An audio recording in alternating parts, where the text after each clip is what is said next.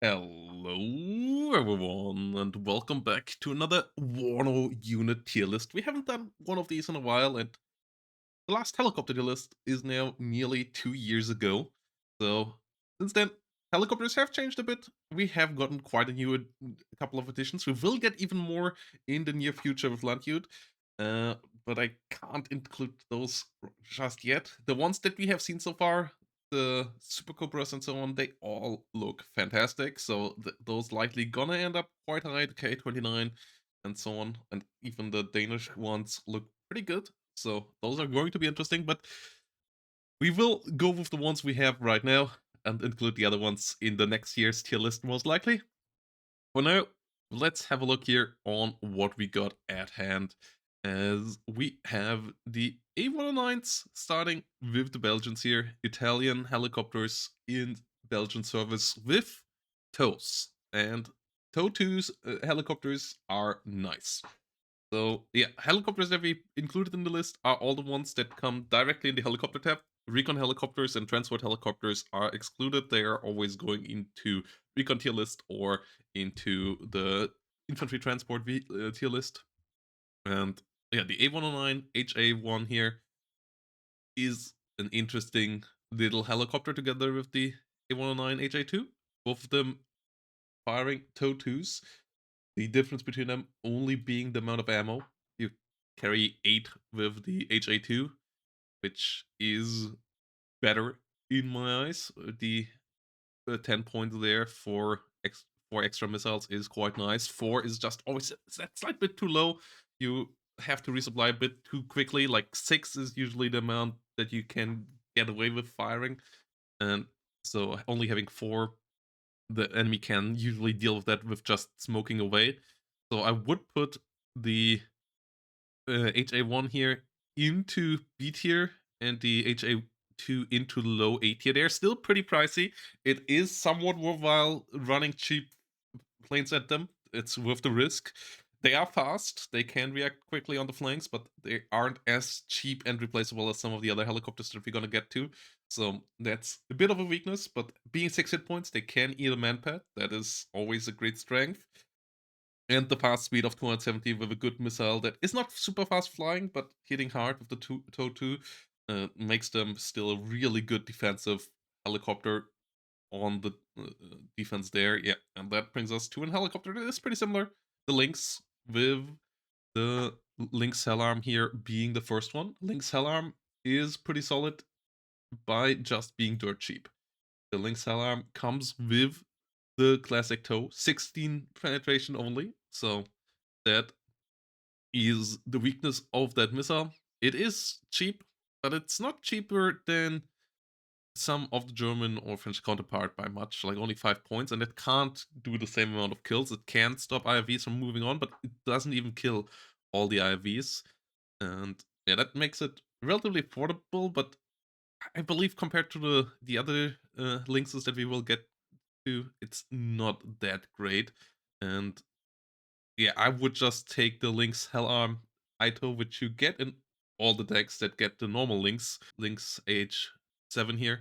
You get that in all the decks that get the AH1 here as well, and that one gets the Ito instead of the normal TOW. And the Ito is a way better missile. It gets better accuracy, and it especially gets the 20 pen. That means that you can kill nearly all IVs and can deal considerable damage to all tanks. And 15 points extra is a price for sure that is not insignificant, but not a major price difference. And it just makes it so much better. And I would put the Lynx Hellarm here in front of the HA2s as well. They have the 8 missiles. They can stop IFVs, which is one of the main parts of ATGM helicopters, to be able to kill them quickly and recon vehicles, and also be able to damage tanks. It can do that as well. It can't reliably kill them. Can't one-shot uh, if 55s or Leo 1s like the A109 here can, for example, but it still can do the stopping power. Then we have the Fito. And the Fito is weird in that it is our only top attack ATGM unit at all in the game, and the only helicopter with that, obviously, as well. And top attack is working in a weird way. I'm not quite sure what the damage calculation behind it is. It seems to be on paper the same as normal heat missiles. So it attacks top armor. It has 16 pen, meaning with the 14 difference, it one-shots 2 top armor units, and it does that reliably. But it does get weird when it gets above 2 top armor, when it goes to 3, because then it doesn't deal like 8 damage like you would expect it to do. Instead, it only does 4. And it does 4 from all angles. And it comes in low availability and at 100 points. It costs more than the A109 HA here. And 2 2 top armor, that's the same kind of tanks that the A109 can one-shot, basically, which comes with better availability and a cheaper price point.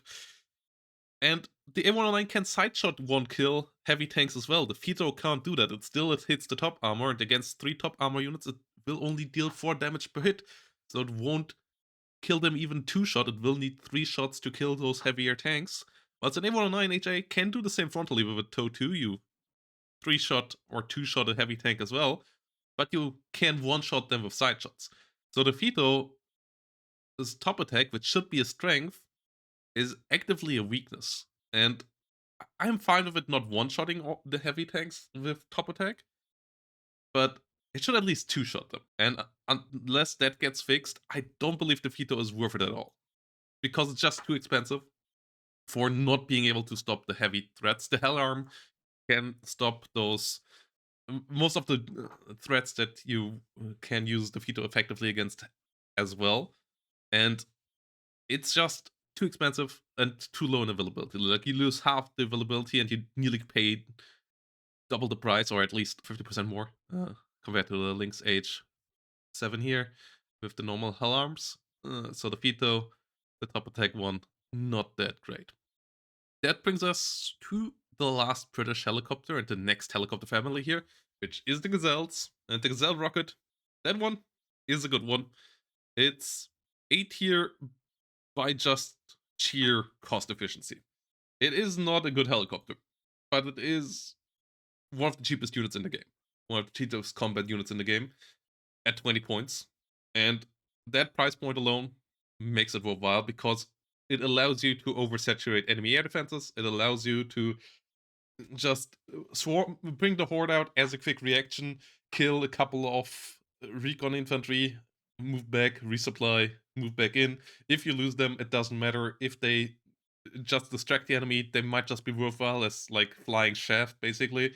And they allow your other air units to operate better. They improve your other helicopters, they improve your other planes, they improve your ground units as well. They can get kills in the swarm, but even if they just fire their rockets once and then all die, worst case scenario, you didn't do anything, but you also didn't lose much. Best case scenario, you killed an important enemy unit and allowed some of your other units to exploit that. And usual scenario is you use them once, get a kill, reload them, annoy the enemy a bit more. Enemy has to consider doing a bit about them, has to micro against them, and you can just use that distraction there to get something. Next unit, Gazelle Cannon. Gazelle Cannon with the French, really solid little helicopter as well. It is by now a lot more expensive than the Gazelle rocket, so you can't quite use it in the same way. But unlike the Gazelle rockets, the Gazelle Cannon can trade up. What you usually want to use it for is opening scenarios where you can kill off enemy recon vehicles and enemy recon infantry with it relatively reliably, especially if you bring it up at veterancy. And I would argue this is another A-tier helicopter just by efficiency.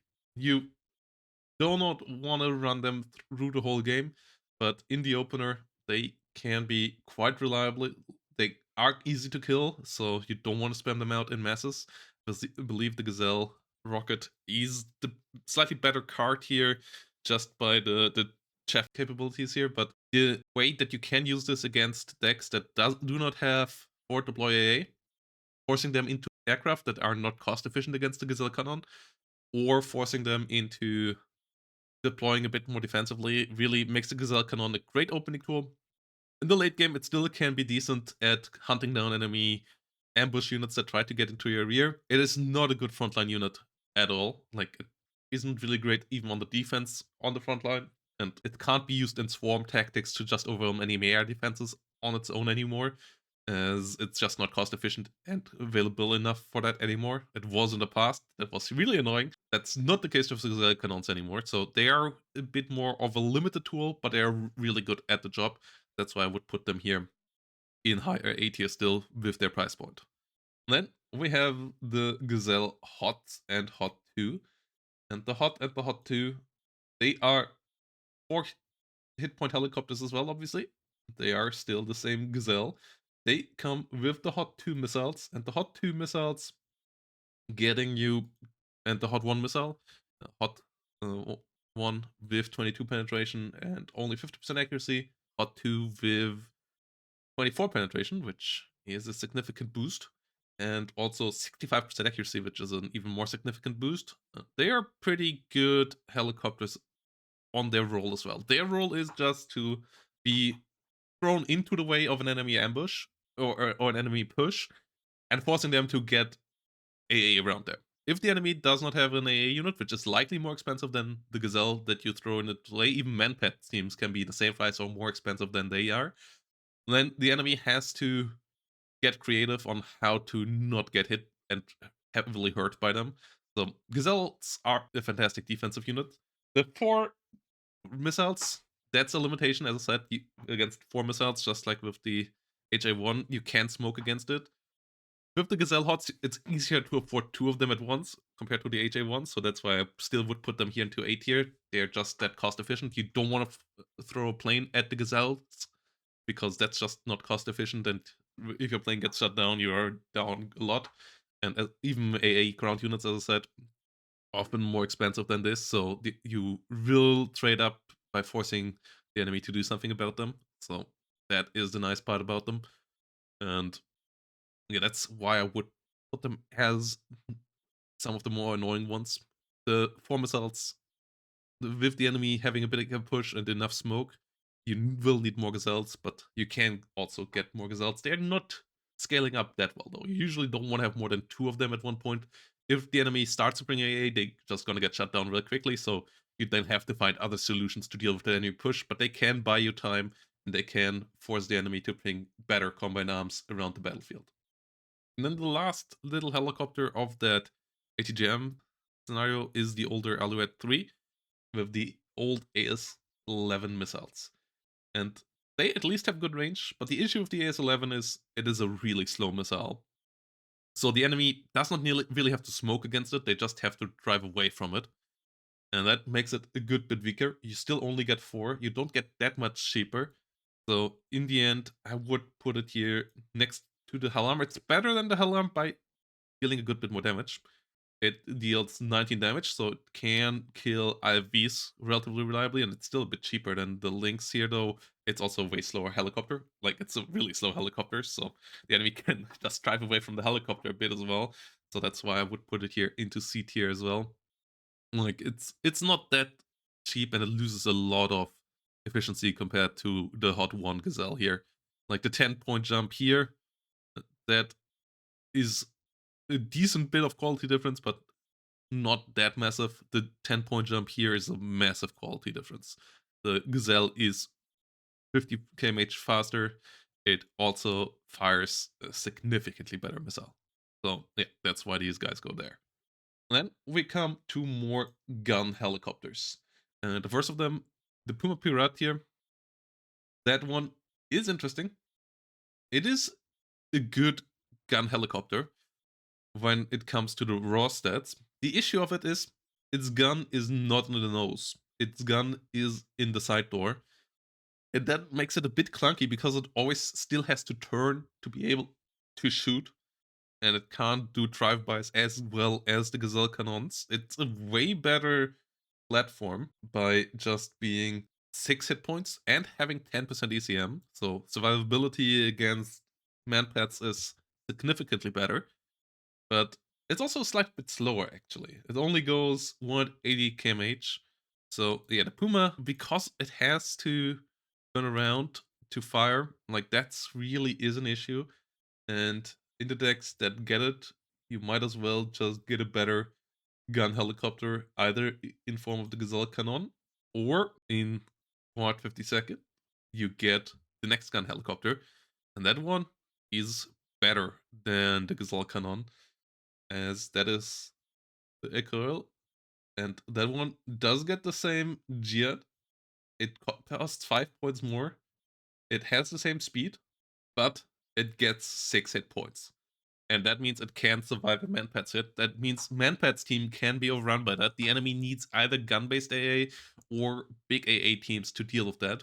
The normal, I put an Igla or a Strela or Stinger there, solution against a couple of these is not good enough, forcing the enemy to deal with them a bit more efficiently.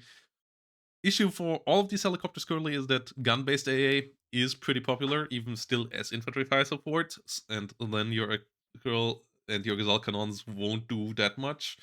So in the end, you will still run into those and just get shut down. But it is still great in the opener. It is great on the flank. It can win fights against enemy light vehicles with a 50 cal a lot more reliably than the Gazelle cannon as well, which might just get shut down before it can kill them.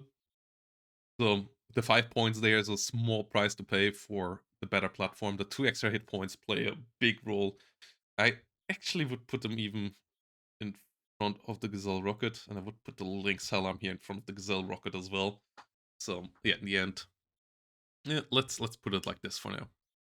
Then we come to the next family, and those are the BO-105s of the Germans and the Spanish. And those start with the BO-105 PA 1A1s and PA 1. Those also fire the hot missiles, similar to the Gazelles. The difference is that they are slightly slower, but they get 2 more missiles.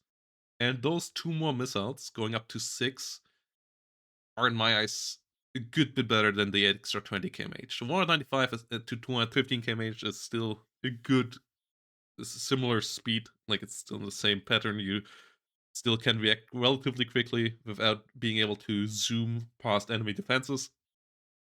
That's true for both. And having 6 missiles just means the enemy can't outlast them with just smoke and a bit of smoke micro. Like, it will take them too long, and it will cost them too many smoke launches and so on to actually get past a single BO-105. So those I would put on a similar level as the Hellarm. The Hellarm being the faster 8 missile helicopter, though having the weaker missiles here. Ito versus the odd one, which is in the R1 and the Spanish HA-15, and the hot two missiles here on the 1A5 PH-1A1. Like, these are pretty similar helicopter. The Lynx is faster, the Hot 2 is dealing more damage, and having good accuracy, even slightly better accuracy even than the Ito, with 65 versus 60% accuracy there as well. So the 24 pen, meaning that you can one-shot a couple more tanks out there, like Leopards and so on. Like, that makes the Hot 2 one really scary. And yeah, makes it a good little helicopter. Then we have a gun variant of it as well with the Spanish. Just a classic 20mm autocannon in the bottom of it. It does not get anything else, and we just said that the Gazelle is the slightly faster of the 2 helicopters, so there it's just a downgrade to the Gazelle cannon. It's still on a similar level, so I would put it behind the Gazelle cannon in that regard. That brings us here to the next group of helicopters, and start with the Spanish again, as they get the first of the Hueys. And that now getting us into American helicopters, so towards the end of NATO. But there are going to be a lot of different little helicopters in the American divisions. And yeah, the UA-10 Atilado is a cute little helicopter with some hydro rockets and 2 miniguns. Issue is miniguns don't deal that great of damage. It's a decent little helicopter for hunting down enemy units behind your rear and enemy infantry units and so on. Like, it can only deal with infantry units, really. It can deal a bit of damage against light vehicles, but with only 14 Hydras, you're not going to kill them. And the minigun is only good enough to deal with infantry. So yeah, I would put it as high C tier here. Like, it's the only helicopter that you get into the division, so you're still gonna pick it, but you're not gonna use it all that much. When you use it, it's doing an okay job. So yeah, high C tier, low B tier kind of unit here. Yeah, like, let's put it low B tier. The Puma Pirat is on a similar level. So yeah, Attilado there going in here. Then we have another Huey, but this one being Canadian. And this one actually gets 8 hit points instead of 6. And it goes a solid 205 kmh. And what it also does get is it does get 80 rockets. And those are fantastic. They murder any enemy light vehicle that is coming in unsuspectingly, and they are fantastic at destroying enemy openers.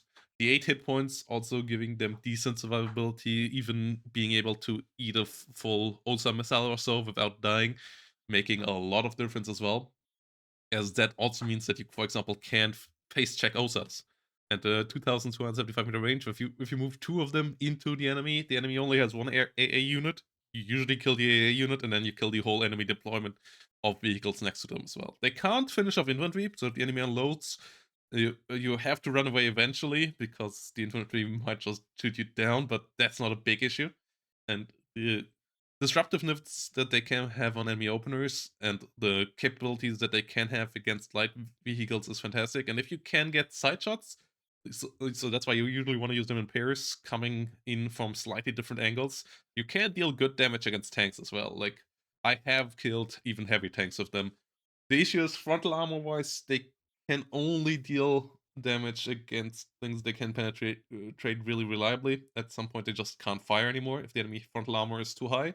But against IFVs and APCs, that's good enough. Against trucks, they just murder them in a split second, and they get decent enough ammunition to kill off a couple of enemy units there in a row. So yep, those are just great. The enemy has to deal with them. It's not easy to do so. Fighters are efficient against them. That's the only weakness, but there are no other helicopters that can wreak havoc so quickly on the enemy as these guys can. Like, all the ATGM helicopters, there are a lot of them that have high ceiling in how much they can kill, but they kill it slowly. Like, the enemy can react to them relatively slowly as well, because they can smoke, or they can just drive away and maybe lose one unit or get one unit hit. Against these units, once they are around and they get in range, they fire so quickly that you really don't have much time to react. If you smoke quickly enough, obviously that can save you for a second, but once you get out of the smoke, they immediately fire against you again, and you can't dodge that with just another smoke. The rockets will hit you if they get fired, so that's all the reasons why this AT rocket helicopter does not look that impressive. It is absolutely fantastic. And then that gets us to the Americans finally here on the NATO side of things. And there we have one UE as well. It's a 6-point UE. It is one with a weird loadout. It has a lot more hydras. It has the 2 miniguns of the Spanish one as well. And it has a 40mm grenade launcher. And that 40mm grenade launcher and the extra hydras allow it to kill light vehicles, and also make it a lot more efficient against infantry. It is still not good at dealing with anything above that. It is still not really better than the Gazelle Cannon, for example, at dealing with light vehicles. Whilst being a slight bit better against infantry, it also is a good bit more pricey, and is actually relatively slow as well with 180 kmh. It has 6 hit points. It also has reservists, so even one man-pet hit can stun it down quickly, or just some 50 cal counterfire. So I believe it's a pretty solid helicopter. I would put it here into solid B tier territory. I Because it is decently efficient. Enemy doesn't want to run planes on it, but it's not something that can get you great kills and really get way above its price point when it comes to traits for you. And that gets us now to the next family of helicopters, and those are going to be the Cobras. And in the Cobra family, we start with the AH-1E National Guard helicopter, and they just get you a lot of fighters and a 20mm autocannon. And a 230 kmh helicopter. Issue with the Cobras is only 6 hit points on them. So that means any medium-sized AA missile still one-shotted them. And any plane can usually run them down and run super reliably as well. So that is really bad for Cobras. And a big issue for them because they're price point wise on a level where they're priced for their aggressive weapons, which are pretty decent, but the flight model of them is not quite up there for that price point. Like, they are worthwhile running down with planes, whilst being easy to run down with planes, and they are not really that cost efficient to put it up against enemy pushes either. Because first of all, the enemy can run them down with planes there, and then your defense falls apart. Second of all, ground-based AA system is just as pricey as well, so efficient there as well as a counter. And yeah, that means they're in a bit of a weird spot currently. Like, I'm not the biggest fan of the Cobra family currently. And the National Guard one here does start right there, and I would put it next to the gunship. The 20mm autocannon is the good thing about them, but they also can lose against 50 cal. Like, they don't have any armor protection, 6 hit points. Like, enough 50 cals can shoot them down as well, so you can't just fly them into some enemy APCs and just gun them all down either. And yeah, the Hydra rockets here on this one, you at least get 76 of them, so you can kill off a good couple of infantry units and so on. So it's not like these units can't be efficient, but it's not the best unit at that. The Ito one, like, I would even put it slightly behind this, because it's mostly an infantry cleanup operation unit, and for that it's just not that efficient price point wise. Then we have the Ito one, and still being National Guard with Reservist, but also loses a bit of accuracy. The Ito at least is a decent missile, it has 8 of them, but it's basically doing the same job as the Hellarm with the same amount of hit points. The only having 14 Hydras, you don't have that much more. The 20mm autocannon, you don't really want to risk it to get that close to actually use it. Like, it can be helpful in some scenarios, but you usually don't want to put the Cobras into the range where they can use their 20mm gun, because that's usually the range where the enemy can start firing back at you and kill you quite quickly. Or you fly into their enemy air defenses, and the risk of that is too high. And yeah, that the Ito one is basically just a way more expensive Lynx Hellarm that is actually slower than the Lynx Hellarm and has less accuracy. And yeah, that's why I would put it here. Like, I actually let's put them into high C tier even. Like, to make this clear here. Like, these guys are not quite in. Then we have the Tow Cobra, which is the same thing for 5 points more without the reservist. I believe that's the 5 points there are not worth it for the reservist one, the National Guard one, especially as it also starts at lower veterancy, though it gets better availability there. But the Tow Cobra one with the normal Ito, like, that is just fine.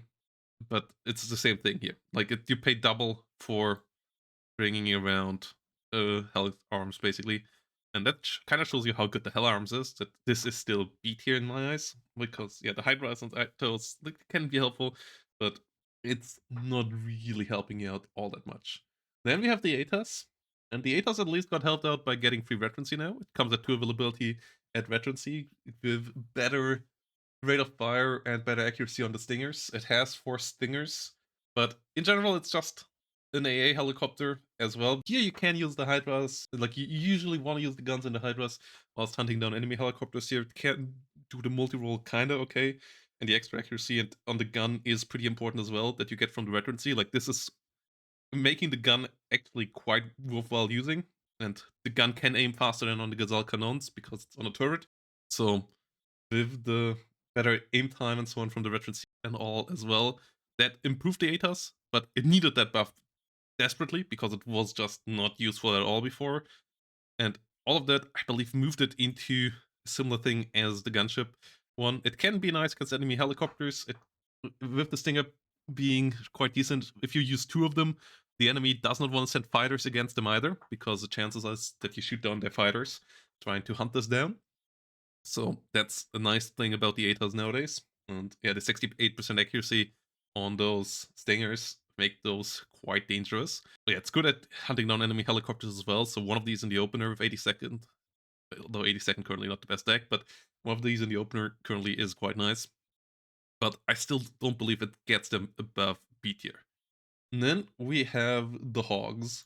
The Hog just being the same as the National Guard Cobra, basically.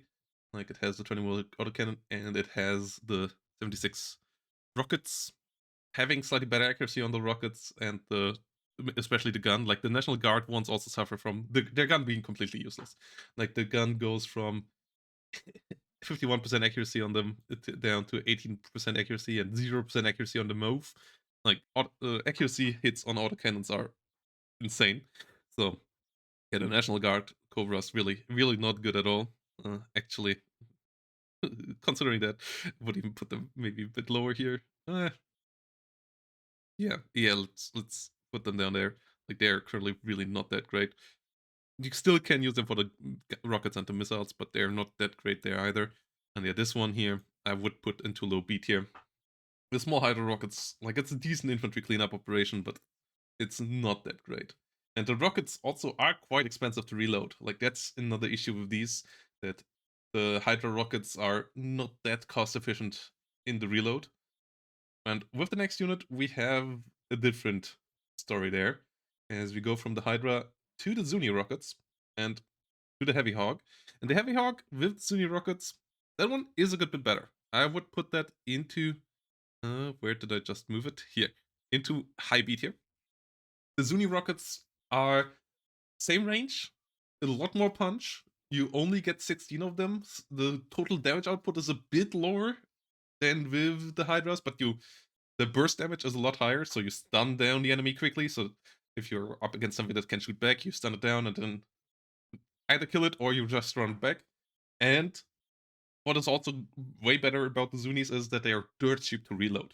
So the good thing about the Heavy Hawk is that with only 32 per launcher, so 64 supply for the whole reload, because of how reload works in Eugen's system currently, that every type has the reload cost, so every individual rocket costs the same no matter how big it is. And the Zunis being a lot bigger, dealing a lot more damage, they still only cost 4 per shot. So the Heavy Hawk is really cheap to reload, and with that, you can really quickly reload with one supply truck, move around to the front line again, shoot again, move back, shoot again, move back, shoot again, and deal good damage there. And the enemy needs a bit better units to deal with that, whilst you can be a lot more efficient with it as well. So that's why the Heavy Hawk goes here. And then we have the Sea Knight Cobra here, that is a pretty decent one as well, with the TOW2s. The TOW2 giving it good stopping power. Like, this one is basically upgunned A109 here, while it's being slower, but still 6 hit points and all. And it has 38 instead of only 14 Hydras, so it actually can kill something with the Hydras as well, compared to the normal TOW Cobras. So yes, it is 20 points more expensive, but it's also way better at actually killing something. So that's why I would put it here next to the Heavy Hawk into high B tier territory. And then we come to the last Cobra, which is the AH-1S Cobra. It is a bit of a weird one. It has the 40mm grenade launcher instead of the 20mm autocannon still in the front, and it has a minigun next to that as well. But the minigun currently is not great. It is pretty cheap, and it is doing a similar job to the normal uh, Rocket Cobras, whilst being a good bit cheaper. So that's why I would put it above the normal Hawk, because it kind of does the same job. It can't quite deal as well with light vehicles, but it does clean up infantry a bit more efficiently. So that's why I would put it ahead of these guys, but it's not by a lot, and it's not really making a big amount of difference. And that gets us to the next little family, and those are the two little birds. And there we have special forces trait on them, which at least makes their miniguns on the both of them a good bit more deadly, because it gives them more accuracy on them. The AH-6F little bird is the first one, and that one only has miniguns and 14 Hydras. 14 Hydras really not that amazing, but at least gets you a bit of burst damage output. You get a decent availability. It is pretty cheap, but it is trying to do the job of the Gazelle Cannons. It's better at bursting down infantry. It's a lot worse at dealing with light vehicles. It can't deal with anything with armor really efficiently at all. The Hydras don't quite kill it, and the miniguns can't attack it. So I would once more put these guys into high B tier. They are great cleanup. Like they are something similar to the Atolado, but being a bit cheaper and a bit more available and being decently fast and all. So they are decent infantry cleanup operations. The Little Bird AH6G for 10 points more gets 5 more Hydra rockets, but that's still a less important thing. The more important thing is the Gout 12.7mm MG rotary cannon, which with its decent accuracy and all can deal with light vehicles a good bit better. And I would say it's the better one of the two, though both of them are not really doing a massive job there. So I would argue both of them here going into a similar place is absolutely fair. And then we have the Black Hawk gunship, the MH-68 DAB. And that one does bring minigun gun pods on the side as well. It brings 19 Hydro rockets once more in one tube, but it also brings the 30mm gun on 150 point special forces unit. The minigun, the 30mm gun on it is insane stats wise. It has 8 hit points, it has 20% ECM, so it's a survivable helicopter as well for only 150 points. But the issue is that it has to get into that gun range. When it gets into that gun range, it eliminates light vehicles quite quickly. It murders infantry there as well. But you want to get it into gun range, and with enemy AA being around, that's not always easy. And yeah, that's a bit of the issue here. The special forces trade getting the accuracy of that 30mm cannon into insane rates, like it's at 95% accuracy, makes it a great tool if you can get it into that range. If you can't get it into that range and can't get to use the gun, then yeah, you lose the 150 points quite quickly. But it is one of the 101st's secret weapons that really can swing around games quickly. And yeah, it's priced accordingly though. Like 150 points for a unit that needs to get into knife fighting distance for helicopters to then really murder the enemy is an interesting little loadout. I love that thing just for it being so unique, and also the looks of it are fantastic. That 30mm gun on the side looks completely wild, like really a fantastic looking helicopter. But I don't think it's super impressive compared to what we have up here in terms of efficiency. So yeah, high B tier here for DEP. And that brings us to the last remaining NATO family, and those are the Apaches. And in the Apache family, we start with the Rocket One. The Rocket One is also wanting to get into the knife fighting distance. It has Hydras, it has the rockets, it has the gun. It basically, stats wise, is a worse dab. The gun has a bit more maneuverability, so it can get that gun onto target a bit quicker, but it has lower accuracy on the gun by a lot, so the gun is dealing a lot less damage. And yeah, then it only has the Hydro rockets next to it, and you don't buy that thing for the Hydro rockets itself. It has a bit more survivability against guns because the Apache has that frontal armor, so against gun-based AA it can survive a bit better. Against missiles it doesn't do any difference on helicopters. But yeah, the Apache here, I would put it behind the DAB into B tier with the Apache rocket, as yeah, it can run down things just like the DAB. It's the same speed, same ECM, and it's just doing that for 15 points more, but it's not being as good with the gun there, but still being a unit that can round down things. Actually, I would put it closer to the Hog. The 30mm gun makes a big difference to the 20mm gun that we have on the Hogs and the Cobras in general, because it actually can murder IFVs and APCs real quick. So being able to just gun those down is pretty important. But the other Apaches here are going to be more interesting because that's where we get the fantastic Hellfire missile, and we start with the ATAS one here. The Stingers on the ATAS also giving a decent efficiency at dealing with enemy planes and being able to shoot back at them, so that the enemy has to maybe dive them with a bit more than just one plane. And especially as you have some F-15s that could assist them is interesting. Being able to shoot down enemy recon helicopters with it can be nice as well if you want to open with this. But in general, the Stingers are a decent side grade to the rockets that you get on some other Apaches. Um, I would argue they're a bit better because usually you don't want to get Apaches that close to enemy units that you fire the rockets. And if you are getting close, then the gun still usually can deal with the light vehicles as well. And yeah, usually you want to stay a bit further behind, and then the Stingers being solid self-defense and all are a bit better. And I would argue that moves them up here into A tier territory. The question is, where do we put them? Because they're still really pricey. The issue with the Apache is they come at one availability, and they're above the price of a lot of fighters. So you have to be able to keep them alive against suicide enemy aircraft, and that's the issue because you usually want to use them aggressively because they're so expensive and they have decent survivability against ground fire. The issue is that most planes still can not always reliably, but have a good chance of one dive killing them, and you don't want to risk that. And if two planes for sure will kill you, so using the Apache aggressively means that you have to have air superiority, and all of that is expensive. So they play quite different roles in all of these helicopters up here. I would argue, though, yeah, somewhere in A tier it is.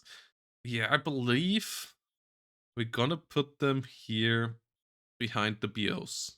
Like they're somewhere in the mix here for these guys. Then we have the normal Apache, which brings the 38 Hydras, and those I would put behind the Gazelles, but in front of the TOW 2 one. The Hellarm being a fantastic defensive weapon.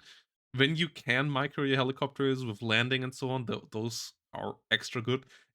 As I said, the lack of the AA missiles here and the Hydro rockets that you don't really want to use, and only one pot of 38s means that you don't really have the best burst damage output on the Hydro rockets either. Meaning really that you don't really want to use this one all that much outside of the being a Hellfire one, but it has the flexibility, and 8 Hellfires are still good enough to fire. And that's the question mark with the next one, where you get 16 Hellfire missiles.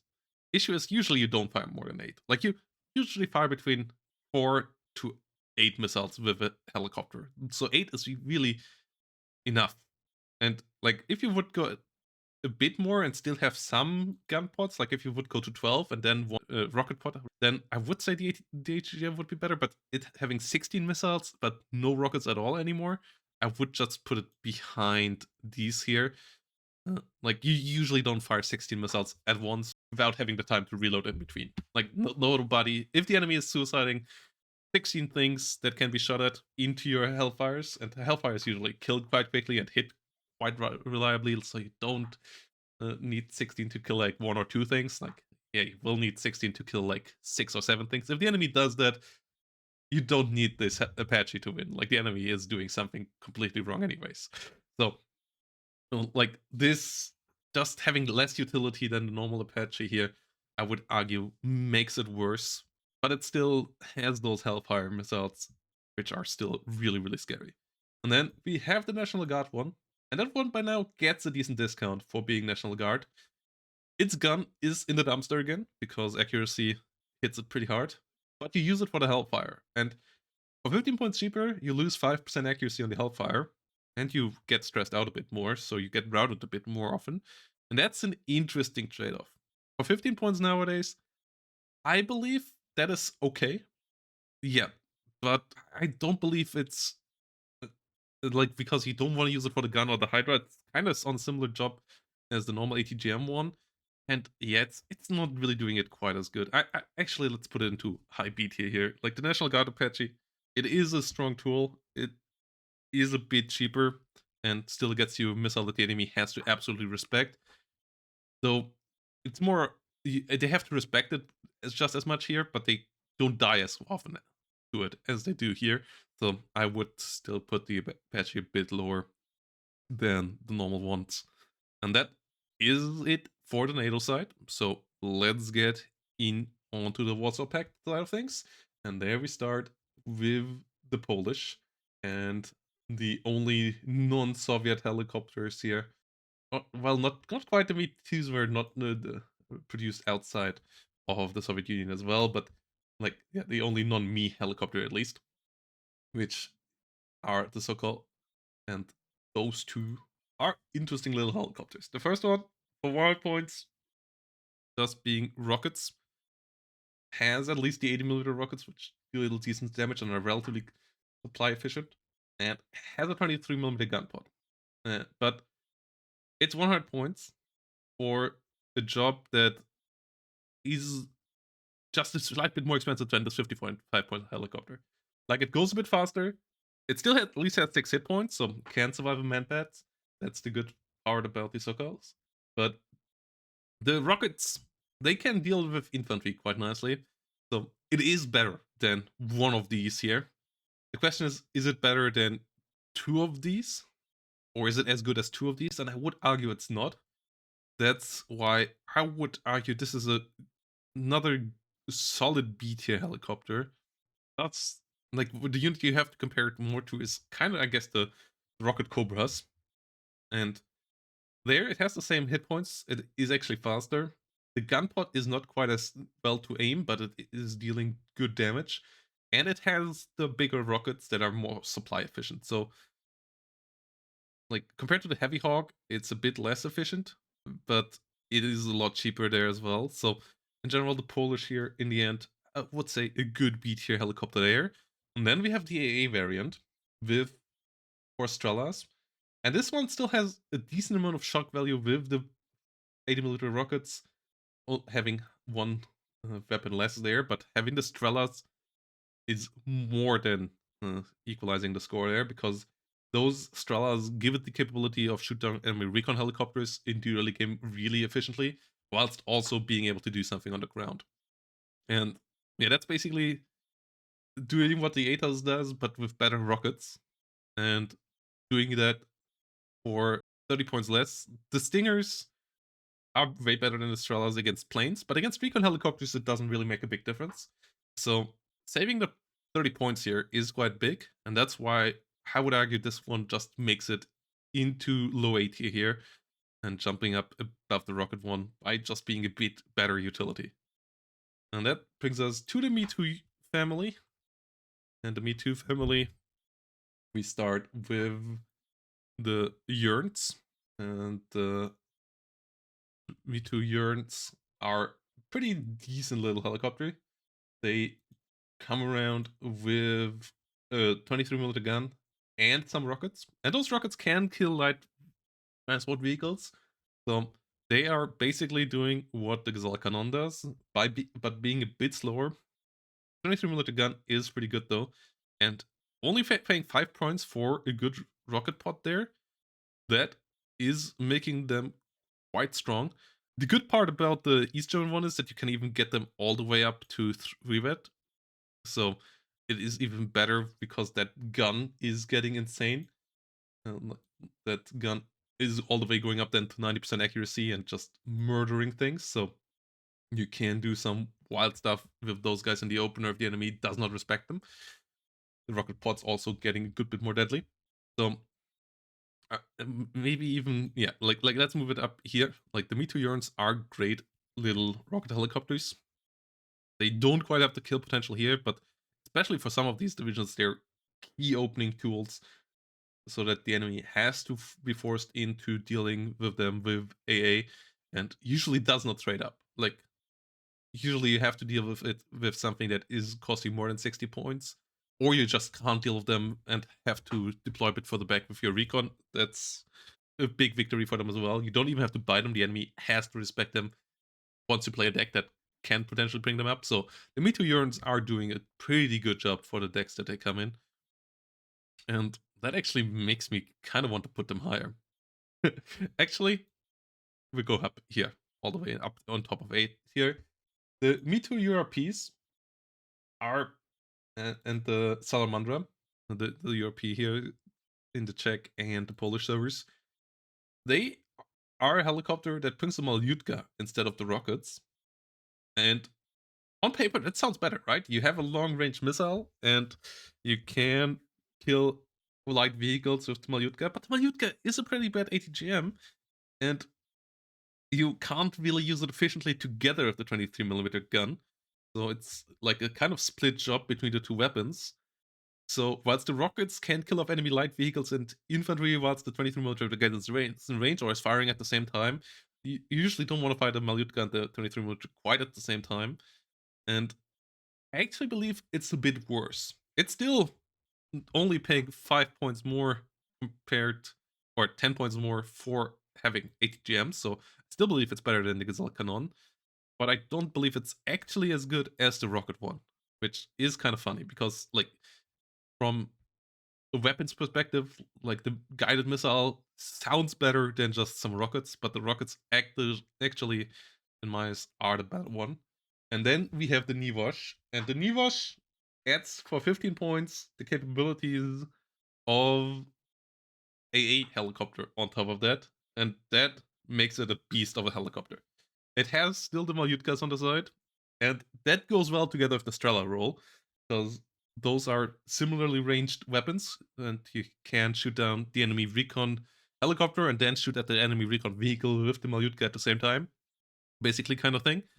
And keep them as a defensive tool that can stop enemy helicopter incursions, can shoot at enemy planes flying by, and can stop enemy recon rushes as well. And that actually is a baller combo, and that actually makes it an S tier helicopter in my eyes. It's not having quite the kill potential of the CH-135 here that we talked about, but the URPG is a beast. And that's why we put it into S tier here. Like, this thing is gnarly. So, yeah, URPG is for 75 points. You have to play it a bit different than the Urns, and also a bit different than the URPs. Like, 15 points is a jump that is real, but having the capabilities of dealing with enemy recon helicopters, for example, if the enemy has a Urn opener and you have a URPG opener, you kill the Urns and then still can disrupt the enemy opener. And they are good in the late game as well, just as having around an anti-air helicopter that the enemy planes have to respect while it's flying by, and also having the Malyutka around. The only issue of them is that they get one-shotted by enemy sidewinders, so like planes often just kill them on the flyby, but at that point they usually already have achieved what you buy them for in the first place, so it's not the end of the world there to lose them like that. And this brings us to the next level up from the Me 2 to the Me 4, which is another 6 hit point helicopter. And that one comes with two variants that both have rockets and have a 12.7mm gun. The Rocket 1 variant, I believe, is a good bit worse than the Rocket 2 variant, though, because the Rocket 2 variant has 130mm rockets that are long range as well, but the Me 4B has the small rockets, 57mm, with the lower range. The 57mm rockets a lot worse than a lot of the other rockets, like even a lot worse than the Hydras, and still cost the same per resupply. So you pay 500 to resupply the Rocket 1. You currently only pay 64 to resupply the Me 4B, whilst Me 4B has way more burst damage and the better rockets. So whilst I don't believe either of them is great, because they're both slow helicopters, I believe the Me 4B one at least is decent. Like, I would put it around the Cobra territory here. Whilst the Me 4B with the other rockets, I would actually put into D tier territory, especially because the direct comparison, it just loses out so badly, but also just because it's not an efficient helicopter at all. And now that gets us to the Me 17 / Me 8 / Me 14 family of helicopters. And there we start with the Me-17 Rocket 2, Me-8 TV, and Me-8 MT. Those are all the same helicopter. They have the 57mm rockets on them as well, and they come with 3 pods of them, of 32 rockets each. So they at least can fire all of them parallel, and they also can reload all of them parallel on the ground, so they reload quickly. But we already talked about how cost inefficient they are. The burst damage, because of them being able to fire all 3 at the same time, is okay, but the low range of 2100 instead of 2275 to the bigger rockets is an issue here as well. 95 points for an 8 hit point helicopter is pretty solid. Like, compare that to the Mi 8B that we just looked at that costs 100, with being only a 6 hit point helicopter and being slower. So I would put them here into C tier territory in the end. They are not quite useless, but they're not good either. And then we have the Mi 8 MT and Rocket 2 and Rocket 3, Mi 8 TV and Mi 17, all of those being the same unit as well, coming around with double the the rocket load, making them super expensive to reload. But that's like, yeah, in total, like, well, obviously per rocket they're the same per damage output. The big load means at least though that they can kill off one medium-sized unit, usually with one full salvo of all of their nearly 200 rockets, but they still have to get into a decent range there. And yeah, the reload costs just really killing them. Like, if you could move these guys around into spaces where they can just fire the rockets and then reload them with a normal supply truck of like 500 and be fine with that, and like, if the supply costs of these rockets would be halved or even further down, then those would be decently efficient helicopters, because they actually have killing power compared to the 95 ones, which often just run out of rockets before they actually kill something. And WARNO is all a game about actually killing something before the enemy can remove it from the front line and repair it, because repairs in the long run are usually free, but only if you have enough supply in your deck. And for these, you actually start to run out of supplies quite quickly. Yeah, like, you usually have somewhere between 12 to 18,000 supply, and these eat up 700 of that each reload. So, or even a bit more than that each reload, and that's not really that efficient. Like, you want to do more than reloading these 10 times in your game. So I would argue they are on similar level here. As 15 points more, yes, they can kill something, but they also just feel super cost inefficient there when it comes to the reload. Then we move to the Mi 8 MT Rocket 3, and that one gets the 80mm rockets. 80mm rockets, a bit more supply efficient.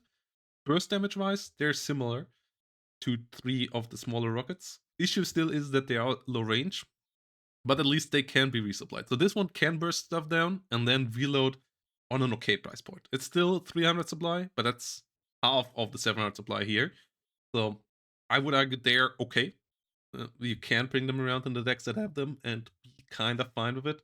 Issue is that they often are relatively limited helicopter slots, and other helicopters are a bit more worthwhile. So in the end, yes, still a bit questionable. And then we have the Mi 8 MTV GOV and the MT GOV for the Soviets and the East Germans. And those ones are interesting. The East German one has 12 and 7mm gun pods on all of them. The Soviet one does get 30mm grenade launcher pods as well.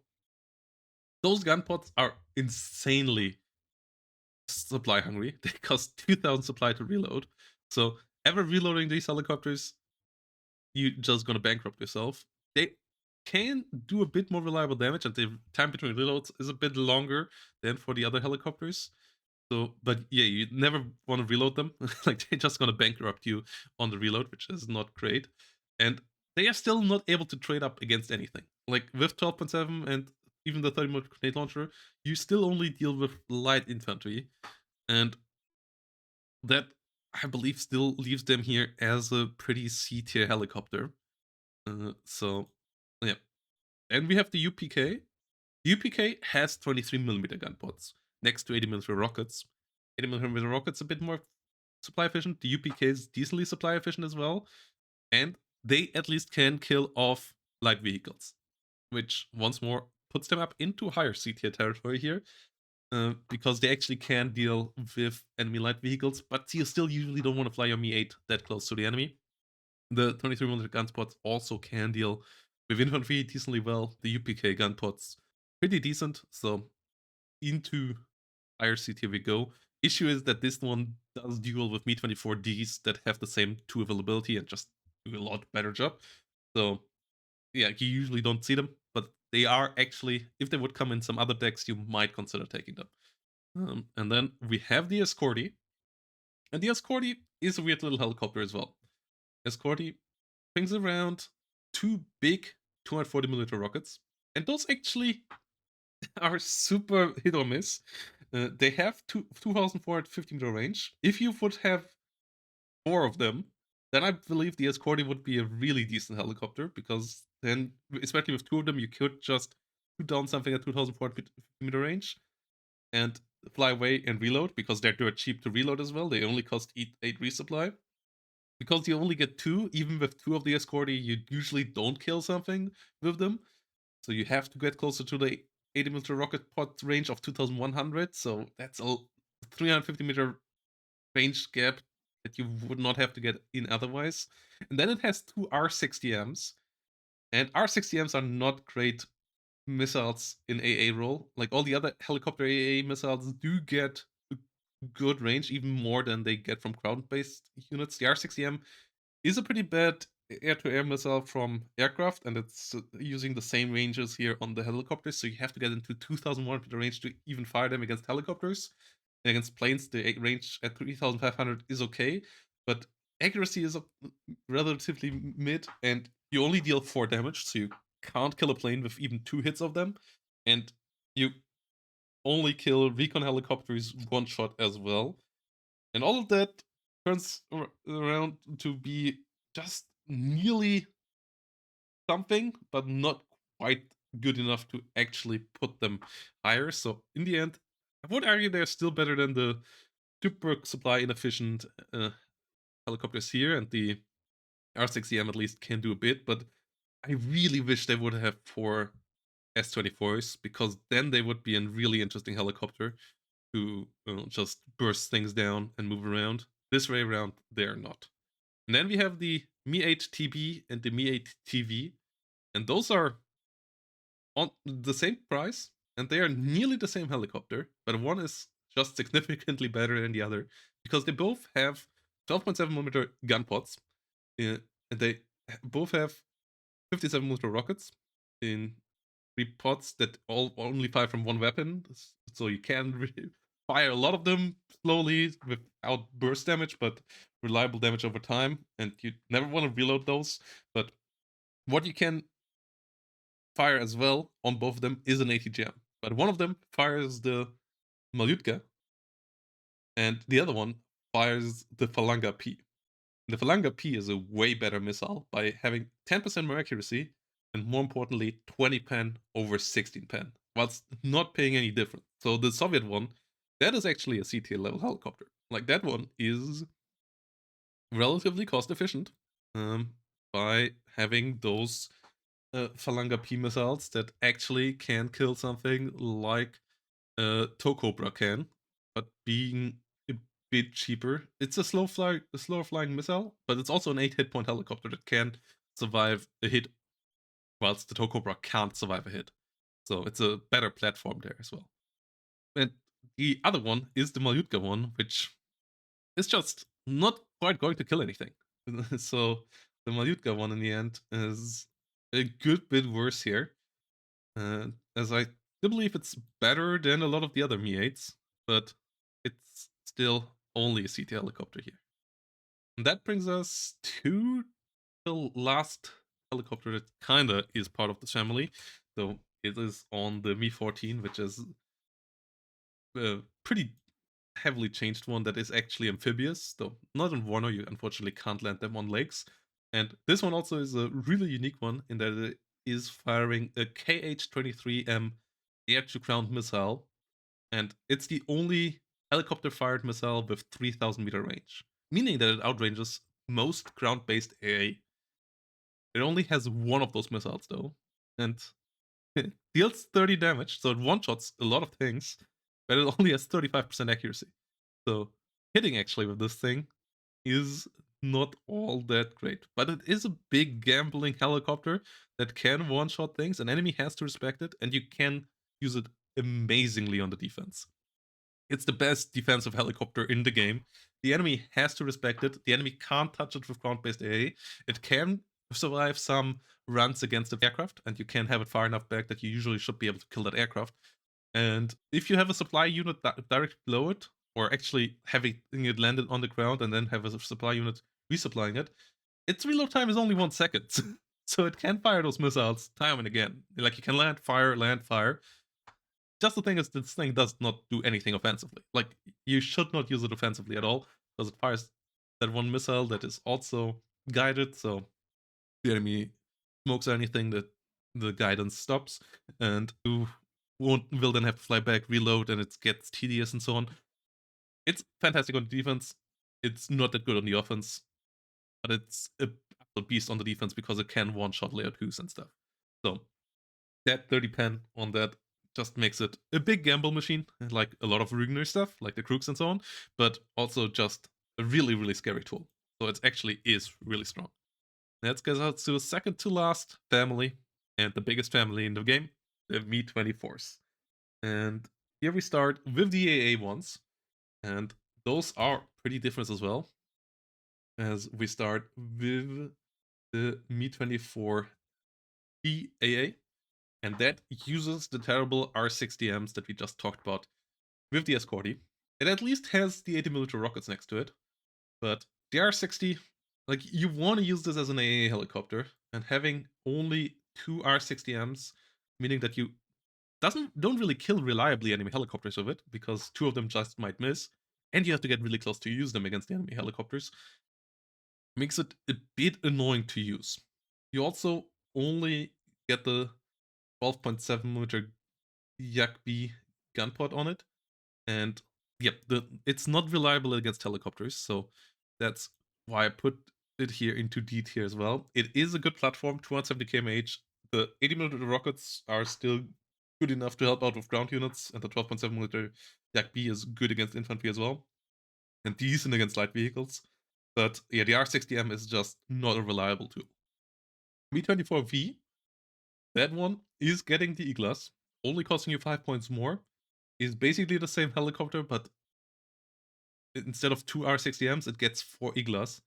And whilst the Igla is a bit worse against aircraft in range, it has more accuracy, and it is way better against helicopter. And the main job of a AA helicopter is killing off enemy recon helicopters, and even hunting down enemy AT helicopters if you can use them that way. And this one is a lot better at that. So, whilst I still believe for 40 points less, the Sokol is doing a better job because it still gets good rockets as well, and it's a bit slower, but and has a similar gun though. The Sokol is just a better one here. I would argue this one is a pretty good frame, so putting it up here into high B tier is fair. And then we have the Me-24P, and the Me-24P somehow reverts back to R60Ms. It's a 10 ECM helicopter. It has the 30mm gun, but that gun, whilst being able to kill more, also needs longer time to aim because it's not a turreted gun. The R60M is just weaker, and it costs 170 points. And the 170 point is really the decisive factor here, because you don't want to pay that much for a helicopter that the enemy can just gun run with a mid-sized plane and get off ahead even if they trade, because this is only one per card, and the plane is more per card at the same price point, so it's just card efficient and likely also close to cost efficient or cost efficient to just gun run this with a plane, and that just ruins the Me-24P here. So actually, we'll put it into D tier. Don't use that unit. And that brings us now to the other Me-24s. which are all relatively similar in that they have rockets, a- some form of gun, and some ATGMs. And we start with the Mi-24Ds, where we have some of the Germans and Czech and Polish ones.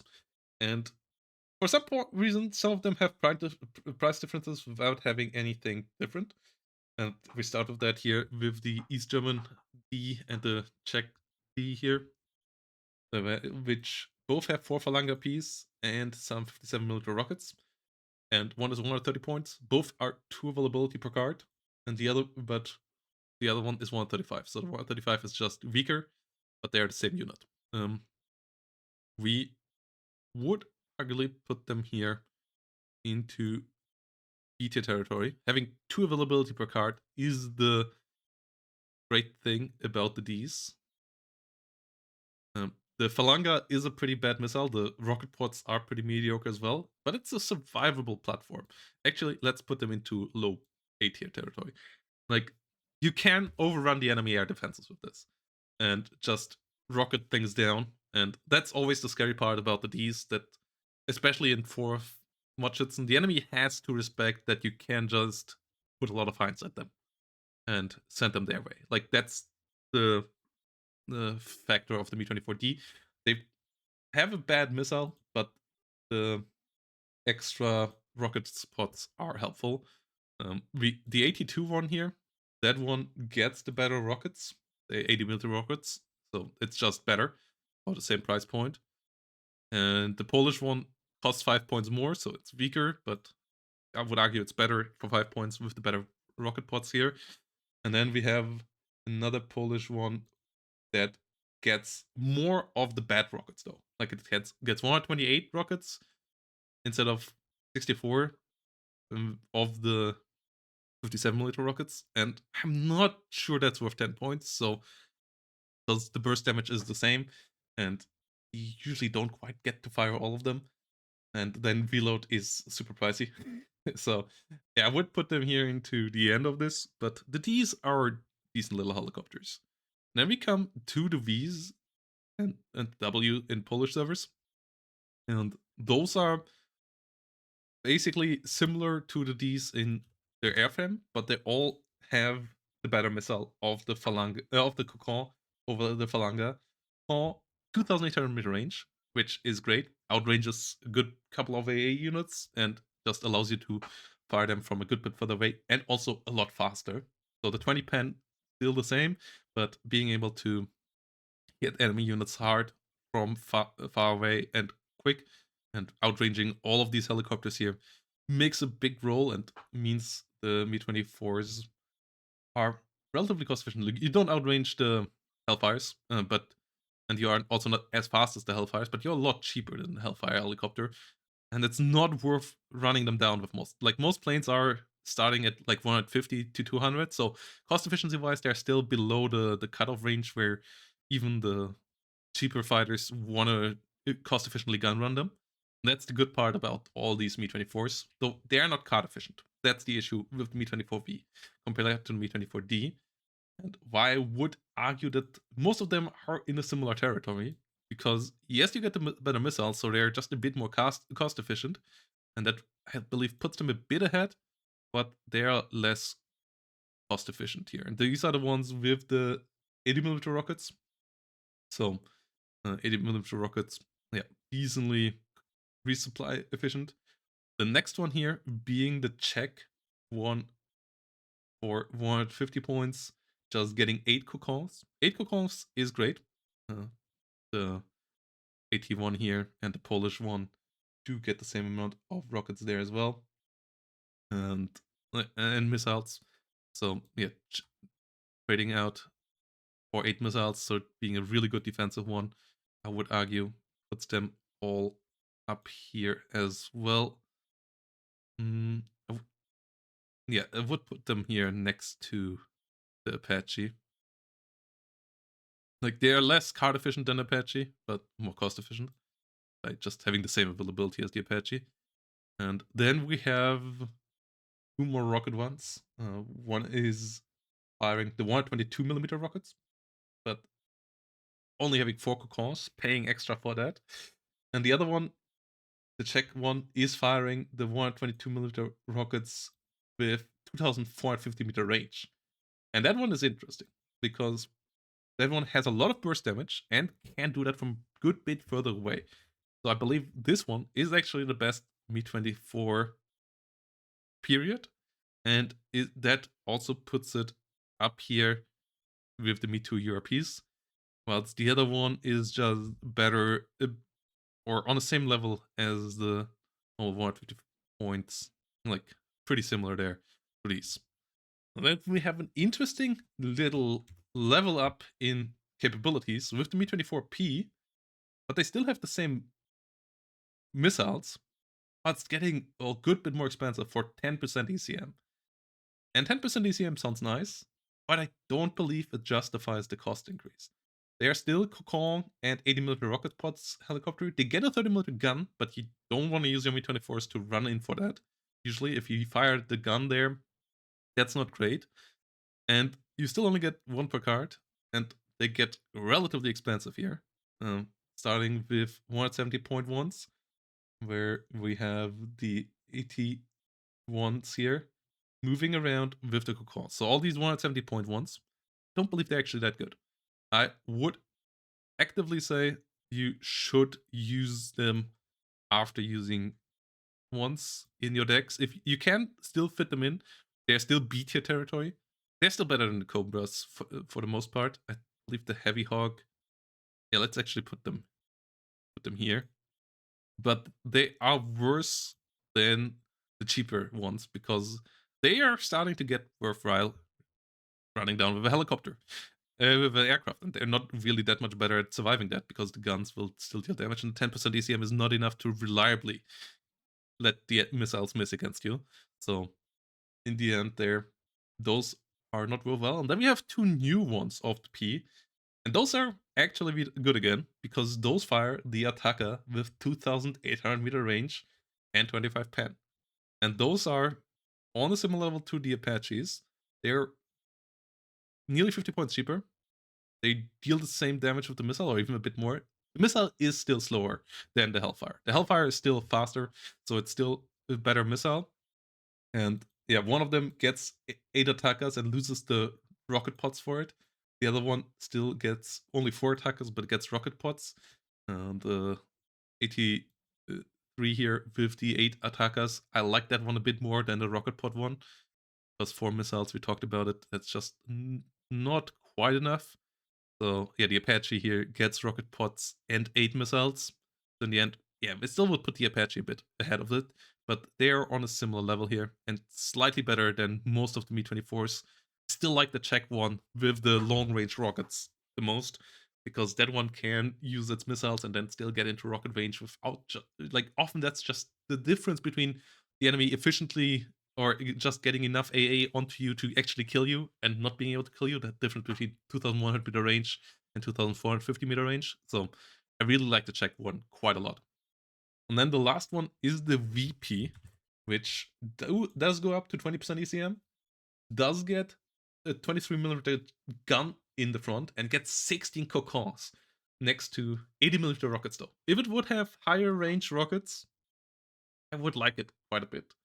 But you don't really want to use the 23mm gun. And cocons also not a missile that you want to fire 16 off here that much either. So I actually believe this one, by still being only one per card and being able to run down with aircraft quite nicely and not having the killing power of an Akula or an Apache whilst being in the same price category, is actually not a good helicopter. So we put them here into C tier territory as well. Like, it has capabilities, like it has more capabilities than most of these. That's why I would put it on the high end of C tier, but it is just losing out on efficiency and is a great target for the enemy to shoot at, and that's an issue for a helicopter. Like, either you have to be cheap enough to not be worthwhile hunting, or you have to actually be able to stop the enemy from doing stuff. And that brings us to the final family here, the Akulas. And there we start with the AA variant, which at least gets Iglas, but it is 160 points. That means it starts to get worthwhile hunting. And it does not have the rockets, but has 12.7mm gun pods next to a 30mm gun compared to the Mi-24V. So I like the Mi-24 VAA more than I like the Akula. I still believe the Akula is better than these guys down here by just having a good 30mm gun and being a good bit more cheaper and actually having a good missile compared to the Mi-24 DAA. But yeah, not having the rockets, only being one availability per card. No, actually, we put it down here in C tier as well. Like it's also not really what you want to use that slot for in 35th, and it's not something that can trade up against aircraft really that efficiently, but still being worthwhile, or just on the edge of being worthwhile to shoot down. And then we have the Akula, and the Akula is basically on a similar level to the Apache. It has the 12 missiles, which 12 missiles, as I said, like that's the maximum that you fire, but it also gets the rocket pods. So that makes it better than the Apache ATGM, whilst still being on the similar level to the normal Apache, being more pricey there, but the 10 points, they don't really make a difference. It gets the free vet, so it actually gets good accuracy on its gun. The 30mm gun on it actually can do great damage because of that, but you don't want to use that thing ever for gun runs. Like, it's a Vickers and maybe a bit of a rocket gunship, and that's all it is. The Vicker is dealing more damage, but is flying slower than the Hellfire, but you get 12 of them. So in the end here, that is a pretty equal score, and that's why I would put them into A tier. Fantastic defensive helicopter. If you have air superiority on lockdown as 35th, that's the big issue. If 35th is just not quite doing that good enough, in my eyes currently, to use its helicopters efficiently, and it's really a shame. I haven't seen a good 35th play in a long while, but that's mostly down to them not being able to lock down the airspace. Because the Akula, if you can get it into a good space, it is an absolute murder machine. Enemy can't push into you if you have the Akula on the defense, and with 2,800-meter range, you can use it offensively in a decent scenario as well. But just like with the Apache, air superiority is an issue, and it's easier to get air superiority with a lot of Apache divisions than it is with the Akula division. It's only in 35th, so that is the issue of the Akula at the moment. But on as a platform, it is a good helicopter. So yeah, this is the tier list. As you can see, it's not all that much S tier, and the S tier that we have is mostly there for cost efficiency's sake. But and we have a good amount of C tier and B tier here. But there are a lot of helicopters that do a decent job at being helicopters and doing their role quite efficiently. There is a lot of different roles. Currently, few of them are actually good at aggression, or none of them are really good at aggression in the mid game. Like, either they're aggressive tools early or they are defensive tools currently. And you do little helicopter aggression because they are so fragile and not really cost efficient enough to ever fly in and risk with how good aircraft are at running them down. You usually want to have them on the defense so that you at least can shoot down the enemy aircraft. And with how fragile they are to ground-based AA as well, you don't just want to run them in once the enemy has a decent level of saturation, but you can catch them off guard early on. And yeah, on the defense, pushing into the cost-efficient ATGM helicopters is a pain as well. So that's how we ended up with this list. I hope you enjoyed this one. Let me know down below what you would do different and where I might be wrong, and what you also think about the upcoming helicopters, where they're gonna end up. I'm really excited for the second Marine division to see if that maybe might be the new helicopter meta division with having seat helicopters and all. But yeah, we'll see how that all goes. And thanks to all of you for watching. See you all in the next one.